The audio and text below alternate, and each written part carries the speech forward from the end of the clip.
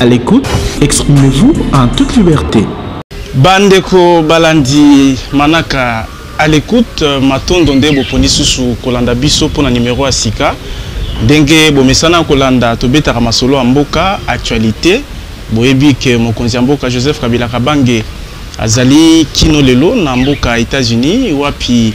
asalaki intervention na ye o bamingi balobi po na mbala ya suka lokola Mokonzi Amboka na 73e session ya Assemblée générale des Nations Unies to kolobela yango to kolobela pe séjour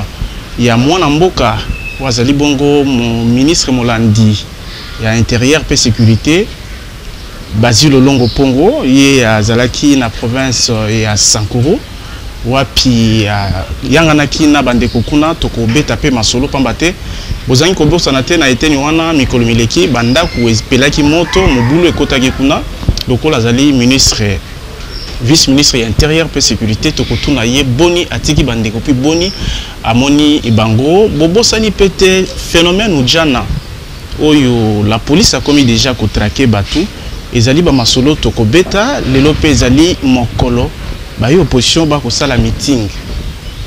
menanga mususu ba activité pe ezali ko lengelama yango nde toko tourner ndenge kaka to mesana na émission à l'écoute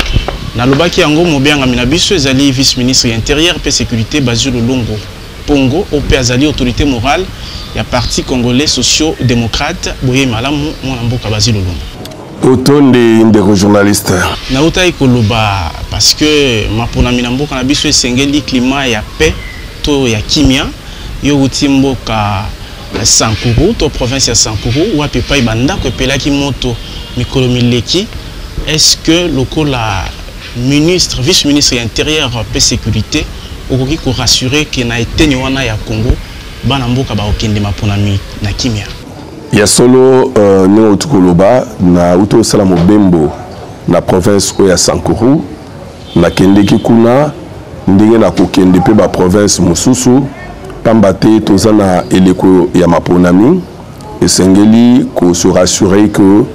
ba instruction o pesami na ba gouverneur poeti ya solo bat bayi ba kotambola malamu bat bayi ba kosala masanga to ba rassemblement pour to bokuta na bango na ndenge longobani sans que bazala na mutungisi ba instruction nyonso wana ezala respecter et puis kobosa na tene utu koloba awa ke na mboka wana ezala mo ko benda na entre deux villages et ba moto pelaki banda ko zikaki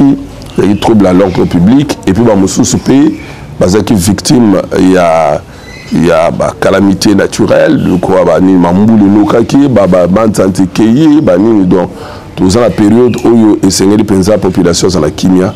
na kendeki pe ko solo na bandeko wana pe koyeba ko solo na uyi ezalaki lokola ba germe ya ko cha mobulu ko benda na entre ba chef coutumier oyo ngai te baba na kati wana suka ezobenda ka bitumba alors to kendeki pona ko yoka yango et tant zongi to ebina ko yebisa bongo ministre des affaires coutumières oyo déjà s'y a dépêché l'équipe pour la kimia na ngambo wana ina ngambo mususu to yebi pe ko vandisa masolo ete population ba ko tambola librement ba politicien ba sa politique na bango na ndenge elongo bani na botosi mibeko ya mboka na biso et puis bato bazala libre ya kokota na masanga oyo bango balingi ezala ya politique ezala ya losambo moto mon côté a forcé moninga et tu yo yake pa boye yo sale pa vende pa boye na bili to monaki ndeko Basile on dimana benga yo ndeko ata kozali ministre Molandi ya intérieur ozotambola na banzela ya mike ya pasi mais to moni na suka kuna batombolo na chipoi eza nini vraiment batu bandeko wana balinginga makasi au ko regretter que non pwani yo postula ki pa boete ezali pasi pe ezali maloba ya bolingo o sengeli eloba maka e pa population Kinshasa kutu net na kato maloba balobi ke mais ndeko Basile atiki Kinshasa ake Sankuru te nazaka candidat na funa nazana funa eza mabele donc nazaka candidat na funa mais kuna ezali musala et puis bandeko asepelaki makasi na maloba espoir na ba bilembo otobi kotikela bango esika otomona ikeno ba école ezalité to sungi bango na ba nzanza na kotonga ba école wana esika o bopito ezalaki te to sungi bango pe na koyeba kotonga bopito wana mais nyonso wana mingi na mbongo ya gouvernement te na loboko na poche pour na toyeba kosunga bandeko wana imakaki bango makasi po ete ya solo batu mingi batamboli bavandi na bango mais bazali kokanisa makambo lolenge wana te et puis tana zongi na epe koyebisa ministre ya ITPR pour makambo etele banzela na bagbagba bakoyeba kobongisa yango donc voilà bayeba ikeno bazolo bana mutu oyo aza direct ce balobi na ekokoma et puis balobi ekomi et lundi oyo déjà bazomona déjà ba réaction et ba demande na bango na internet otangi que ndeko Basile ko sangisa bato ebele kuna na Sankuru et comme sujet il y a ba menace semble-t-il que nanga mususu bato ba sepeli penza te boni et tout le coup ya bato ba kozinga yo alors que yo zamona ya funa nini makambo wana na yokaki yango tango gouverneur a convoqué qui conseil de sécurité territoriale to sololi gouverneur aibai ko yibisa ngai ke non kuna na Sankuru ba conflit ba sous misato conflit ezali kuna ezali ba conflit ya leadership conflit à pouvoir coutumier na ba mususu wana et bon na conflit ya leadership ezali kowela na makasi ezala wana surtout na ba territoire aloja entre CCI na PPRD et chaque parti a un groupe naé abatu ba zone interdite ezala kuna et gouverneur asenga ki etine ba ko peser makasi po ete ba bloc wana elongwa. Alors comme ezaki na conseil de sécurité ezaki entre biso na luka ki na vérifier ce qui ba légation azaki ko bana ezali yango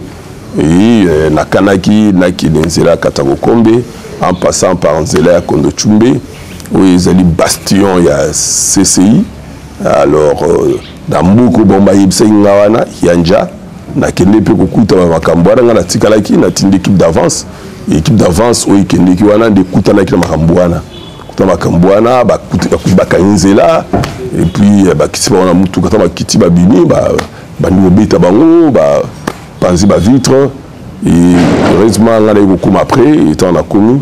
na ibisi bango ba luka bazonga to senga eti ya solo justice et chamaboko likolo ya batwana parce que le gouverneur a dénoncé qui yangwana petomoni yango donc ba kozala batu ba kokangama pour mutu mo wazali kola mbe côté chaba maboko et puis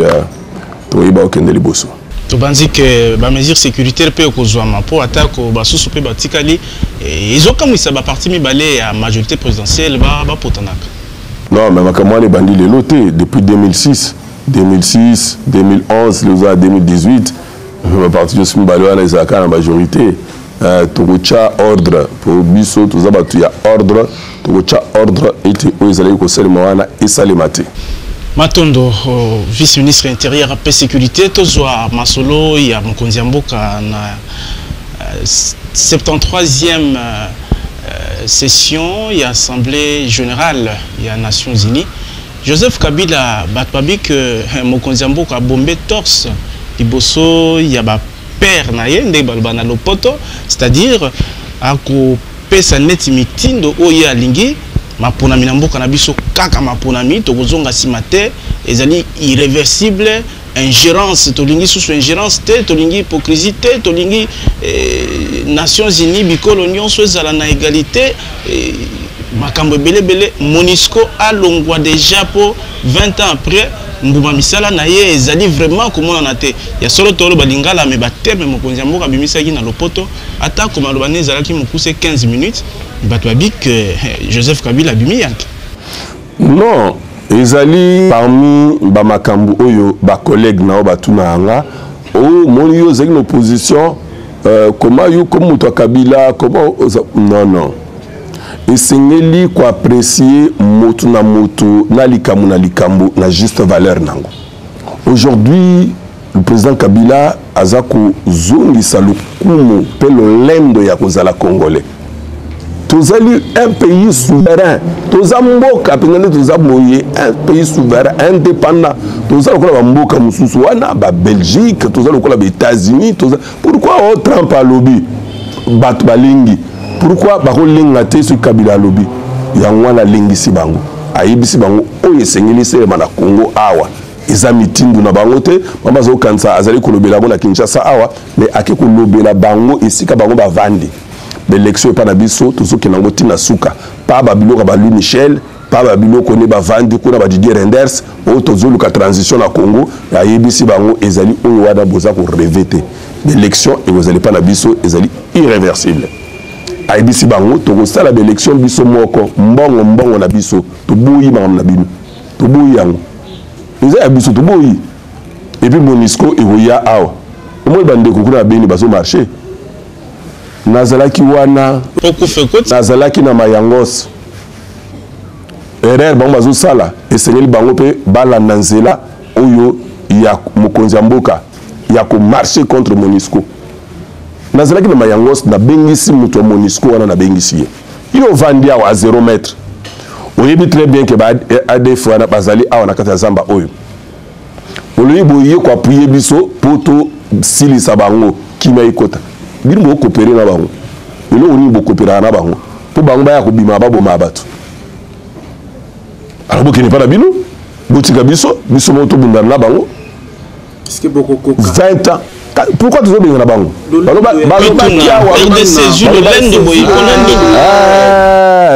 so moni mwana soso avimi na nzungu seki mama naza na se mama ni nani te okoyiba ka koluka tulobaki ya mwa élection basali tout awa bacha biso génie sur le plan économique biso moko to stabiliser dollar toza na réserve moko importante o élection to kokate tozo kende type élection to sala mbongo to dit to sengi bango organisation donc surtout zoloba otuli mama na yaza nani organisation na fierté ko zala congolais na volonté na détermination toza nango bango bakindi bazo ko mburiye biso omona netlelo meeting à opposition ya bango nini pour que la meeting wana makambo interne o ezali police ne sengeli et sécuriser batwana ya bango nini pour que la meeting wana etali bango ce ba dérapage za bango ce qui dérapage ezali police ne ezali wana pour ko sala musala bakoki ko s'inviter te ezana mukanda babengi sofa o ezali lokola bible o ezo vendre biso na batwana bakor ce qui to bengisi bango te balikambo ezali interne oya biso biso to molikambo elekeli biso nde to bengisi bango mais ceux qui to bengisi bango te ba yate ndenge boyokani eza bongo bo to bengisi bango te to ebi ke non général Kasongo azawana comme ça provincial azana ba police na ye ako encadrer makambo wana ya bango nini ya ko ya place wana ya bango nini tokozangela likambo ya meeting ya opposition parce que moi mituna ezali wana na kati mais kuna pe mokonzi ya mboka batelemeli réunion ya haut niveau elingaki elengela mapona ntina ekolo Congo démocratique pour bokotaki te réunion préparatoire bo participer ki te boboyi soki ba investisseur balingaki ba ya na nzela wana donc RDC perdre ba millions likambo moko te ekoki kosalema na Congo pour na Congo sans biso biso do kamba Congo yo sala pour na bolingo ya Congo sans biso ezali contre biso bible yango moko za clair o nyonso ezali kosalema sans biso ezali contre biso Congo ezate ke bakonzi ya Congo bakambi ya Congo bazate yo kosala makita obomusana ndenge na yo nini otala mama ba Didier Renders na ba Louis Michel wana ote tozali d'accord transition na Congo biso sa élection yo ba transition et par bango ba kenda ba transition bongo bazali batali bosse ko senga non élection Kabila part de 3e mandat le 3e mandat ezalité élection yango ote to sala élection te est-ce que bato balingi réellement Congo non o nyonso zo sala masambi soto boyango lokola bazonga na raison pour la respecter lokola banilaki yango pe RDC lobby bolongi. Mais c'est ça, ils allaient victoire haute aux autres, ils allaient s'assurer de plus en plus que non fierté tout le lien de la Congolais yangwana. Et c'est elle que là lelo na ke na Genève. Pour être solo na kende kuna koyokisa mongongo ya Congo na mai makambo o Italie ba réfugiés okoyoka yango. Donc partout ba concert des nations et sengeli ba yeba ba tchango na mutu. Nous sommes un état souverain biso. Le l'Inde ya kozala congolais, tous alliés indépendants, tous alliés un état à part entière. Donc makambo te ke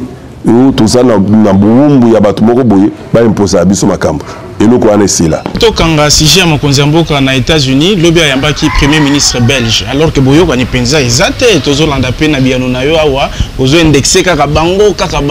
na masolo wana pe na mbumani tokozela. Parce que awa boche déjà ba maison Schengen pembeni ba makambo belé limité ba nombre de vols ce qui a tout ça mais ba ke solo la sunini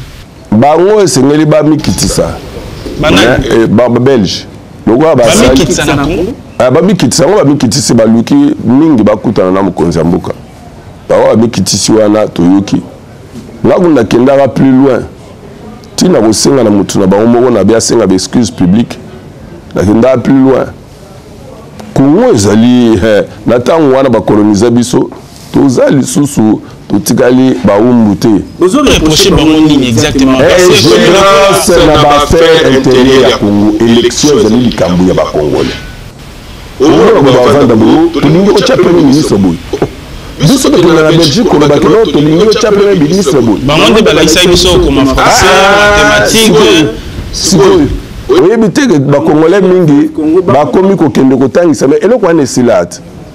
eloko nyonso za ne bandeli pe na suka nango toza susu bana ya robeta fimbo nyama mupe eko ba lisusu lelo eza lisusu te akuta akene kokutana na ye ndenge pe ya ko yamba ba premier ministre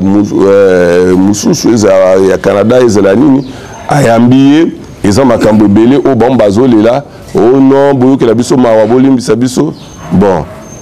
otala Mokonzi Mboka za bolingo ya Congo akotala na ye pour ko apprécier ce qui ezali oze malamu otoko coopérer na ba to coopérer de égal à égal ce qui ezali oze malamu te to tiki yango outi koloba makambo ya beni awa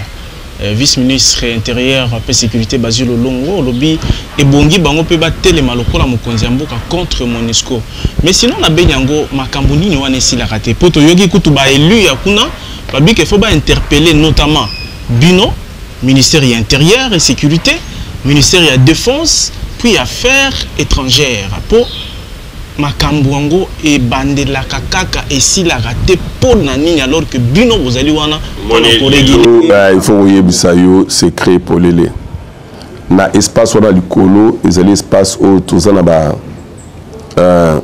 domaine moko réservé le parc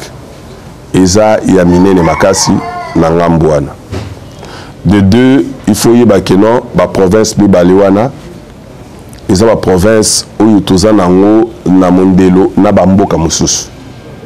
ozo comprendre mais les gens il faut ba intérioriser ngolelo même ngakala na za ko mituna goma ngo banini elukela biso ka problème que biso ka problème siko ne na yeko sosolo yango malamu donc na toza ezali ba province ou ezali ba province beaucoup frontalière na ba pays voisins Rwanda, Uganda, Burundi mususu na mai mususu kaka boyi okoyiko leka et puis la frontière ya mikete ya milai pe ya minene makasi nakati wana zamba ezali ozomona oyo bakisi bitumba otuzo bundana oyo ya modernité pour que nous to assurer éclairage to mwinda lutiliki ezala ya kopela mais opela partout te nakati makambo wana ezali na batu o ba uta ngambo ya bamboka mususu ba FDLR otuzulu ba wana ba ADF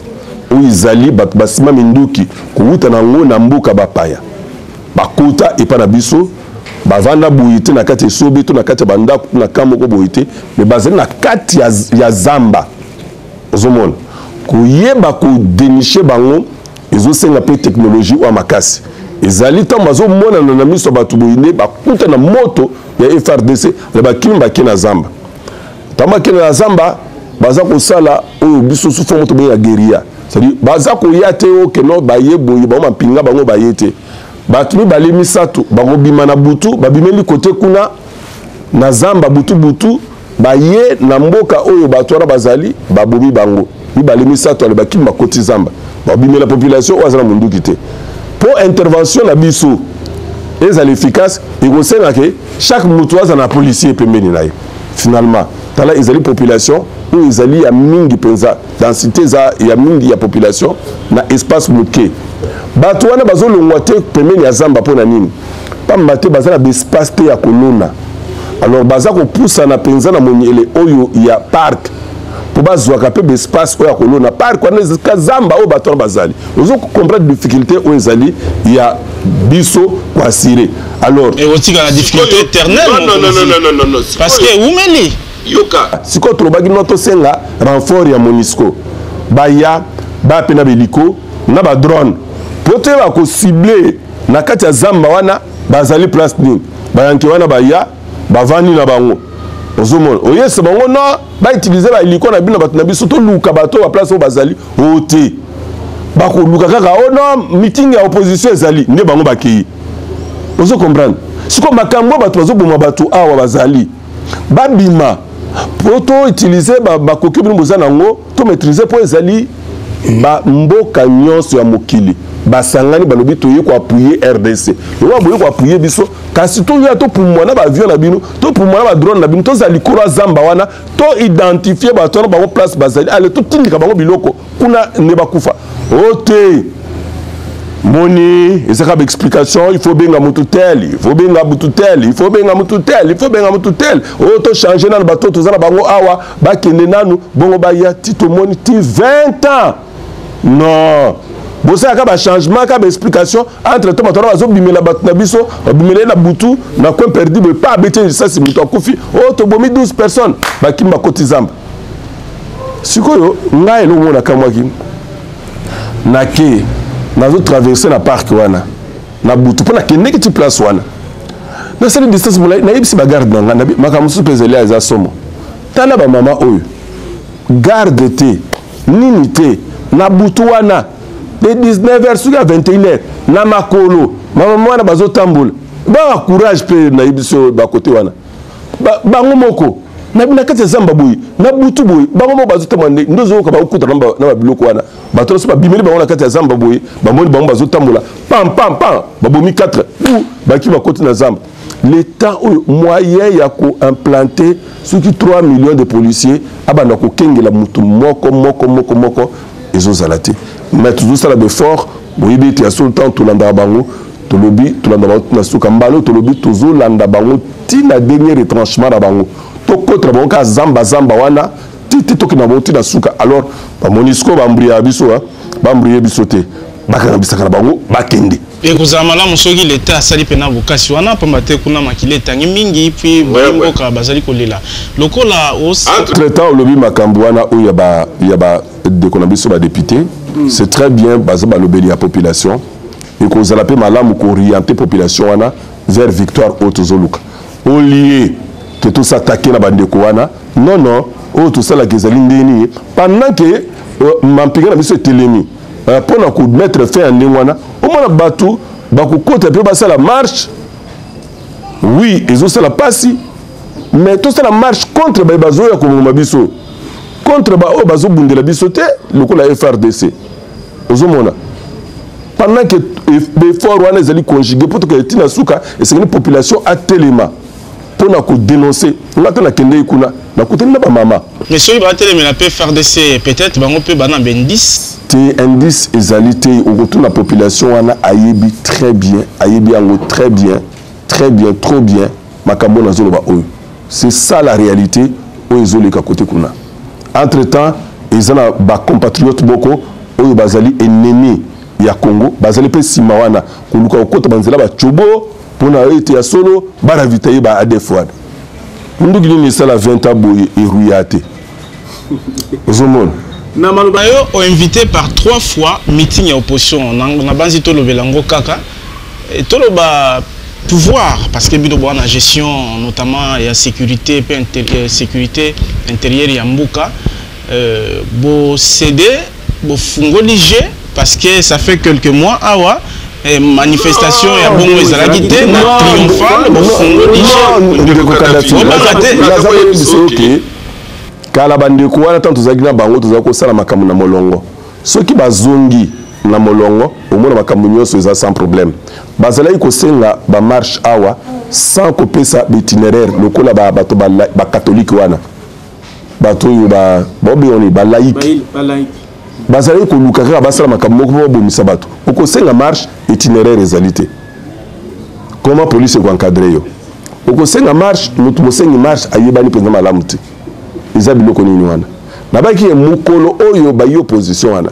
bakozonga na nzela mpona kosala makambo engebene na mibeko okomona keno biso totikali ngwi kosala makambo kaka ndenge mibeko ezotinda biso kubanda kondo président Etienne Tshisekedi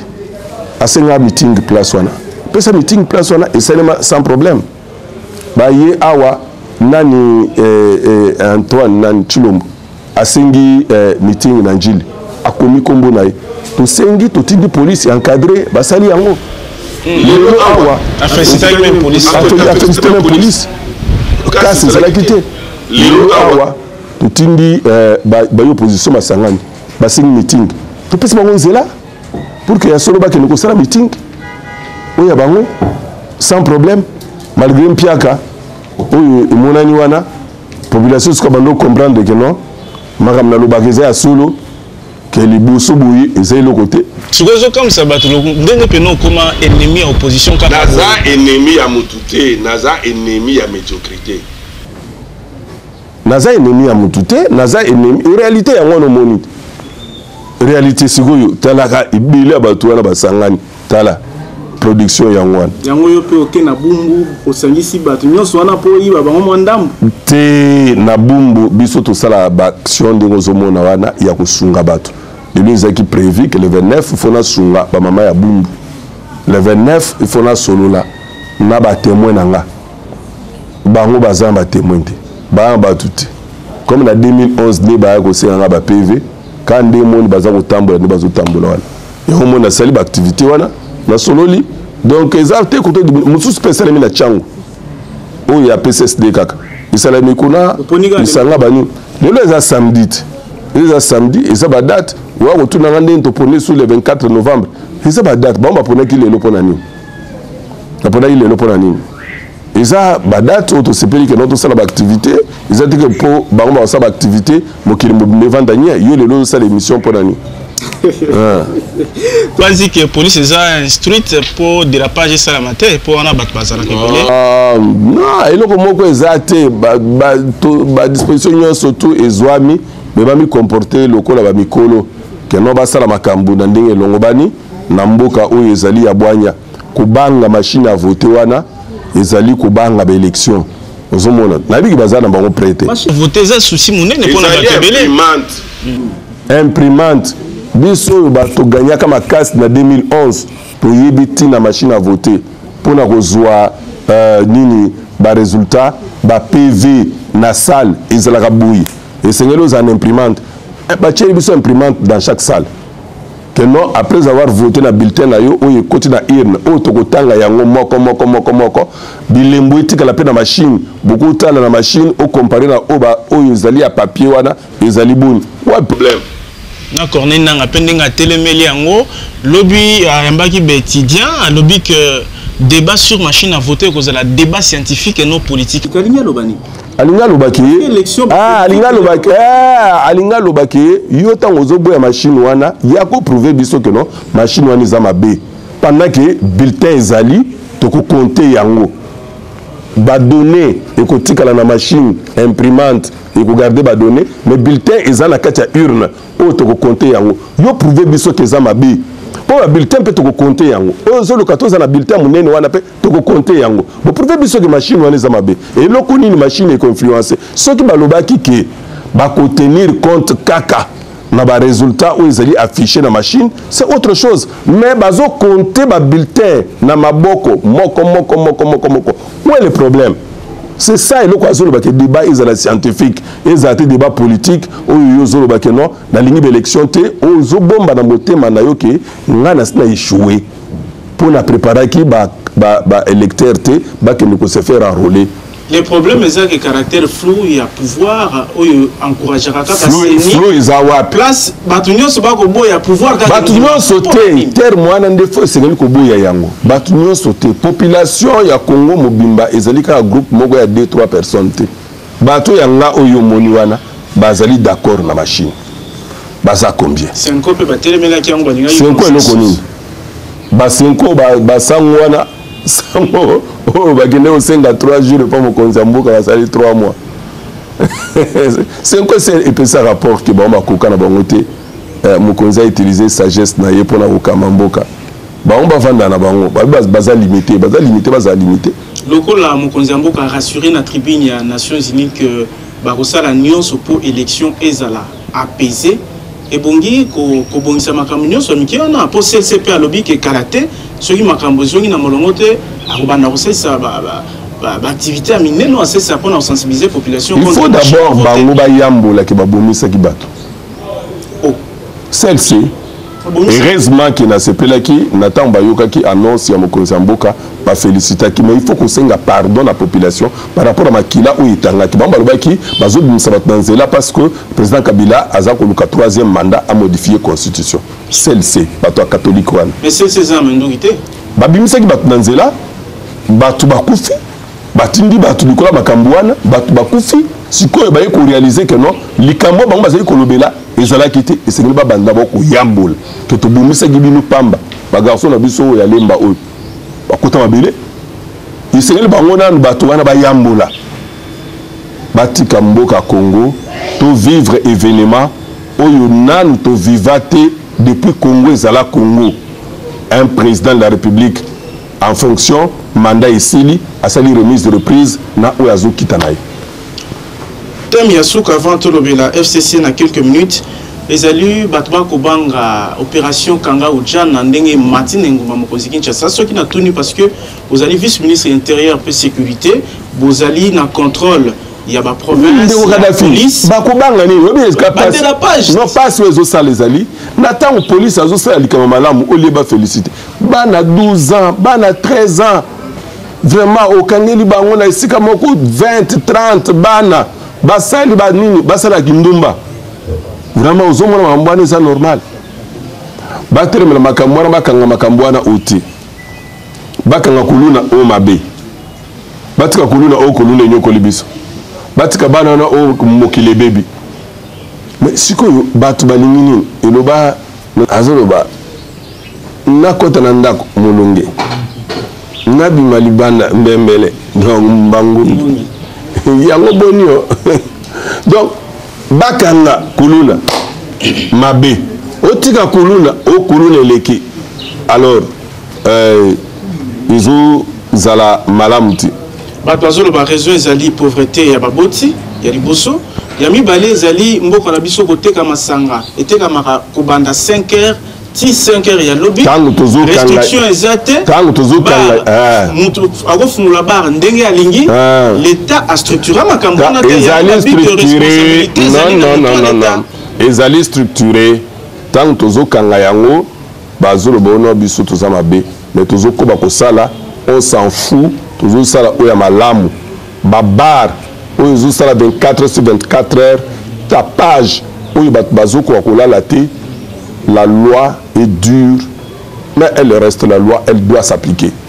Elle doit s'appliquer comment pour ça la nini? Police musana ne yangwana pour réglementer mikanda nyoso wana ezali, ozali wana ko chama kelele na babar na yo ba tapage na yo, ozali ko réglementer nini, ozali ko respecter mibe côté, okukuta na la police, général Kasongo na batunaye, bazana sima, meeting de pesami. To compter 3 meetings ya minene ya opposition, wa nzatem na biso suka pour émission à lelo. FCC banda bosangana biso ba gouverneur biso ba ministre biso ba cause boko sangisa batu na meeting colonie batango ba roya combien ndeko Kadhafi wale za somo iko sale makala mingi te ezali somo ezana moment ya koloba te eza somo ba on peut basali abango ngai moko na partie na nga la 1 le 24 novembre na stade de 20 mai na leki bango ngai moko nga moko au commune date sango te omoni pe bato yango baye te ndeko vanda na yo revivre yango Ndeko Basile meilleur lit à École Congo démocratique en 2011 Batubako douter brassard et tikali kaka Batubako douter na capacité na yo ya mobilisation pour la élection en 2018. Est-ce que Ndeko Basile nazobenga ndeko parce que on a combiné bana message nango bana funa en général bien que ozali mokonzi ozali ministre bazo douter na capacité na yo ya ko se faire élire na plus de 60 000 voix ou 100 000 voix 400 000 mbalo 400 000 yo mo ba image wana ya bumbu monwa 400 000 et puis faut yebisa batu que non de Basile na mécanisme ni ka o moni ba tipo wana banini wana eza batu eza banzinzi te tango zotala bato yo to filmer wana eza banani eza ba lecteur be lecteur nyonso wana depo banda ko filmer nga ba place nyonso zo leka wana osangisi yango ne ba ko peso ba 400 000 wana yo kuto na question wana te po ozalaka wana ozape na ba image il faut tshela bango bato ba mona kate zwaka ba image wana tshela bango no basoki to sangisi awa to sangisi awa to zui bandale to sangisi to zui selembao to sangisi to zui bombo ngiringiri kasavubu kalamu makala lokola yo mesangisi allez et puis sur 400 000 lokola vice-ministre Basile Longo misana ko sangisa bato yango pe azolo bato moment que Shadari yazana victoire à part yo nani Shadari asa gagné na ye na zebisa yo pour naibsa bato na ote ko yebisa nani Elezer awa ata balobi ba congolais nyonso ba voter te bazu ba ange bango ne ba voter na élection ba ange ba ko voter Shadari muto coup sur coup pour na coup sur coup yango na corriger pe jour wana coup sur coup ezali coup pour coup te so beto zongisi ne coup pour coup coup sur coup c'est-à-dire au sali kamo il réussir ou il a dit réussir mais ayeza rabongo te non c'est-à-dire que notre ça va que va penser siège peu pas te wana za interprétation mabe coup sur coup bandi lelote et bandi tant waza na université chaque année azali ko distinguer premier graduat deuxième ti assisté licence toujours ba distinction yango ba pesa yo na tango wana coup sur coup c'est quoi juste pour la mabe coup ya élection na moment oyo gestion ya pouvoir ba douter na ngomi ngani azo douter il faut que ba capacité mayela mutu mayele d'abord à mutu Congo est déterminé mbaloyo que non en tout cas oyo sengela tamsa Congo et sengeli mutu ezala ezo sala malam mayele penze yebani bon sikoyo ba mususu ba l'école batanga na ba humanité bazo douter bango ke batanga wana te diplôme d'abord za contesté ya humanité ozo mona que non ezo za mobulu donc musala expérience non c'est en fonction ya mibe côté soki kabila to saki mibe ko bon mama auto sa mibe côté ponani émission comme na suka vice-ministre intérieur puis sécurité Basile Longo to zaki na sengo ya ko yamba yo po pesa biano nyonso bakinois pe bayi Congo bazwa mi bipai na bipai ba kolanda biso baza ko mituna mingi poto yamba yo mwakala liloba suka kokoza nango loba suka ezali koloba boye congolais sika zwami partout sika zo na émission ozala fier ya kozala congolais et siko ozali faut s'assumer mutu moko te alekio que non soka azali mutu oyo wana azali en face na ezala poso pembe aza mundele na ye ya mboka na ye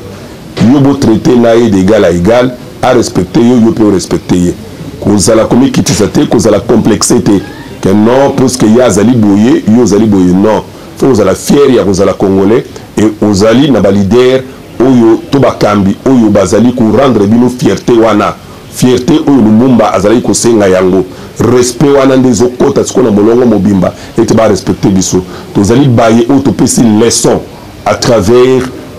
mokili mobimba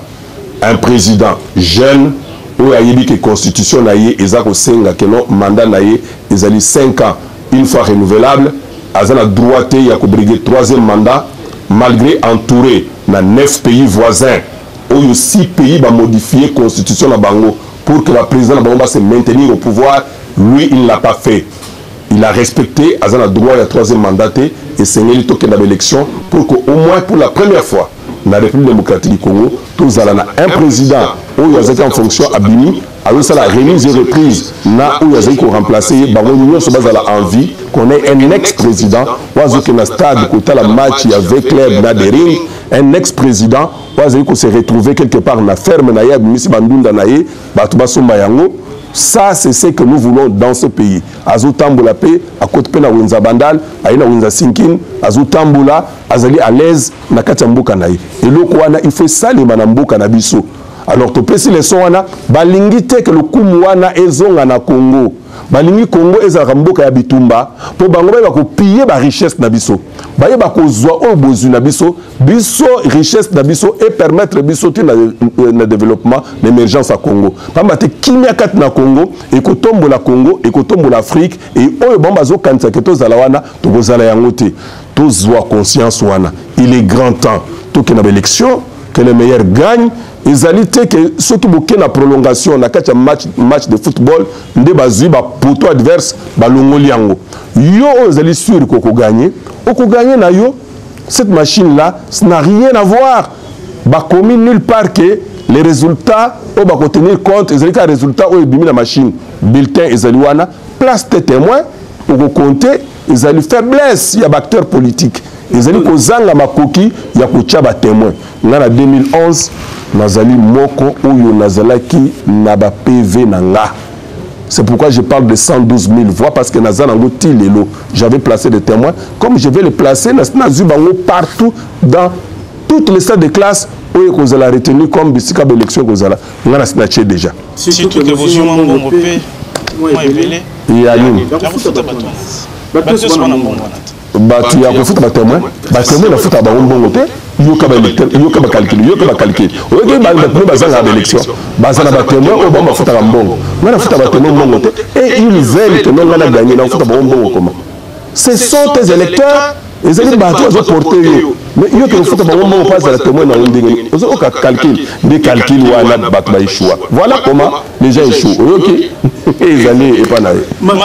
merci beaucoup ezalaki esengo mpona biso koyamba mwana mboka vice-ministre intérieur mpe sécurité autorité morale ya PCCD Basile Lolongo bomoni toramase basujet ebele parce que ezalaka bosenga na bino balandi totunaka ndenge bosengaka biso na nzela ya internet na nzela ya télévision na nzela ya singa bozwi biyano matondo na confiance boko témoigner biso mikolo nyonso totondi pe bandeko bazalaki na sima ya caméra Guy Mabungu Fabrice Ndekani botikala malamu tokutani mikolo ezali koya émission bokolanda ngo na Sembe Digi na internet pour na bandeko bazwami libanda ya Congo nyonso na bokasi ya vice-ministre intérieur et sécurité Basile Lolongo Pombo botika malamu. OK, merci.